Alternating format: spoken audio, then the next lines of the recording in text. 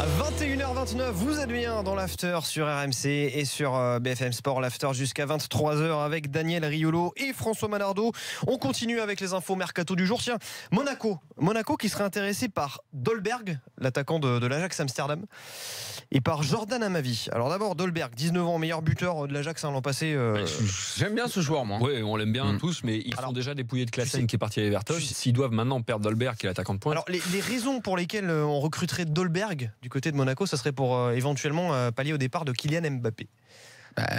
Oui. Ouais, non mais je vois pas. Faut mettre un Il n'y petit a pas peu de parallèle les choses dans la balance entre les deux joueurs. Pour pallier le départ de Valère Germain, je veux bien, à condition de l'envoyer en partie sur le banc et de faire tourner l'effectif. Mais Dolberg, d'abord, je ne le vois pas arriver. Il est l'attaquant titulaire de l'Ajax qui a perdu Klaassen, je l'ai rappelé. Mais si jamais ça devait se faire, partons du principe de l'idée. Avec Messi. Okay. Non, mais l'idée, Mbappé, j'ai quand même l'impression on se dirige de plus en plus vers un départ. Monaco va donc prendre un remplaçant. Ils en ont un. Ils ont Falcao, comment il s'appelle l'autre, Carrillo est toujours là. Ils prennent un mec comme Dolberg. Ils se disent pas Mbappé super fort, Dolberg au même niveau, machin. Non, mais même pas. Non. Ils prennent, mais ils s'en foutent de ça. Je crois il faut jamais perdre d'esprit, même si la saison de l'année dernière a été folle pour Monaco. Le modèle de ce club-là, c'est on va prendre un mec, on va les faire progresser parce qu'à Monaco, ils sont dans un cercle vertueux, une dynamique très positive où tout le monde progresse. Tu arrives à Monaco, tu progresses parce qu'il y a dans ce club une dynamique méga positive. Et ben Dolberg, il va venir. Si jamais il vient, on le fait progresser et on le revend encore plus cher. C'est ça, leur histoire, elle est là à Monaco. Leur histoire à Monaco, c'est ça. Mais il se plante. C'est un bon joueur. Franchement, tu sais qu'ils se plantent pas des masses. Rappelle-toi quand ils ont fait. Rappelle-toi quand ils ont pris Monaco, là, toute leur flopée de mecs, là, ils avaient fait une photo sur je sais plus quel balcon. Là. Tu sais que là-dedans, il y a eu plein d'échecs là-dedans. Zalic. Non mais. Scudero. Mais tu sais, c'est comme si tu prends ton caddie. Leur logique, elle est, tu pousses le caddie au supermarché, tu mets plein de produits dedans.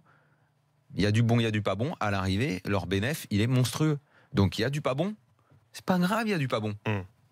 Franchement, vu pas pour remplacer Mbappé, numériquement. Non, mais numériquement, c'est numériquement et dans le business. Oui, voilà, c'est numériquement et dans le business. Et leur business, c'est de prendre un mec qui, je pense, a pas mal de qualité, de le faire progresser. Il va jouer la Ligue des Champions. Il a 19 ans. Il va jouer la Ligue des Champions. Combien imagine, c'est quoi l'idée du prix pour l'instant? Imagine que ce soit 5 ou 10, mais ils vont le faire jouer, il est bon, ils le revendent, ils vont le revendre plus cher. L'Olympique Lyonnais disent la même chose avec Mamana, puisqu'ils viennent officiellement de le vendre. Ils le cèdent à 16 millions d'euros alors qu'ils l'ont acheté 7 millions à River Plate. Mais c'est ça. Et là, ils disent que c'est la même stratégie. Et là, c'est exactement pareil. On en revient au fameux débat philosophique qu'on peut faire sur Neymar. C'est de se mettre dans la tête aussi. C'est pour ça, pour Neymar, pour Mamana, je me suis agacé. Les supporters lyonnais s'agacent. On est confronté à la réalité économique que Aulas a envie de mettre en place. Voilà, le foot, c'est aussi ça. On est obligé, nous, de se ramener. Dans le cas de Mamana, ça me paraît pas super évident parce que Lyon a bien vendu. Ils avaient peut-être pas besoin là. Mais eux, ils ont été beaucoup plus froids. Ils ont dit 9, 16, on y va. 7, 16. C'est parti. Et là, Mbappé, je peux pas refuser l'offre, elle est trop grosse. Économiquement, ça se refuse pas. Je prends Dolberg, je vais le faire progresser, je le revendrai. Le modèle de Monaco, le modèle de Monaco, il est là. J'ai l'impression que plus on va avancer dans l'histoire du foot, moins on aura d'équipes qui vont être là pour vraiment gagner.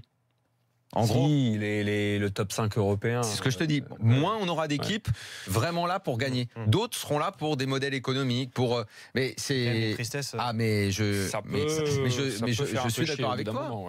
Oui, Monaco a fait une saison magique, mais je sais même pas si c'est dans le programme en fait.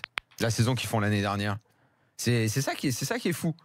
Bah tiens, justement, toujours sur Monaco, on a Jordan Amavi qui pourrait pourquoi pas venir à l'ASM, voilà, puisqu'il a été recalé par on a parlé de Sabanou qui s'est égaré. Alors Amavi, depuis qu'il a quitté l'OGC Nice pour aller à Aston Villa, il a été blessé au croisé aussi. Et comment il a pu revenir des croisés? Il a été en Championship, puisque Aston avait été rétrogradé. C'est un joueur qui avait un beau potentiel en équipe de France Espoir. On l'avait remarqué à l'OGC Nice sur la deuxième partie d'il y a 3 ans.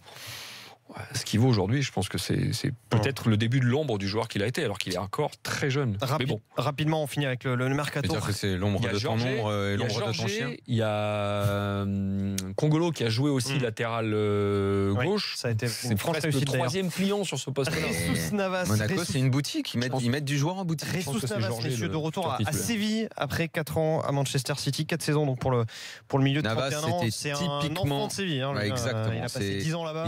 Il fait partie de ces joueurs qui, c'est le joueur famille. Le joueur famille. Tu le sors de sa famille. C'est pas le joueur doudou, c'est le joueur famille. C'est le joueur famille. Il a besoin de son doudou hier. Panchi Siriex, joueur doudou. Oui, parce que là où il est, les supporters l'aiment bien et tout. C'est vrai. Et on parlait de qui là? Du Navas. Il va en Angleterre. Il y a des mecs quitter Séville pour aller vivre à Manchester. C'est pas la même, il a passé pas la même mayonnaise. Hein. Allez, on finit avec André. Mais il y a passé, ok, il a fait du blé, il a pris un méga contrat et tout, mais est-ce qu'il s'est vraiment éclaté?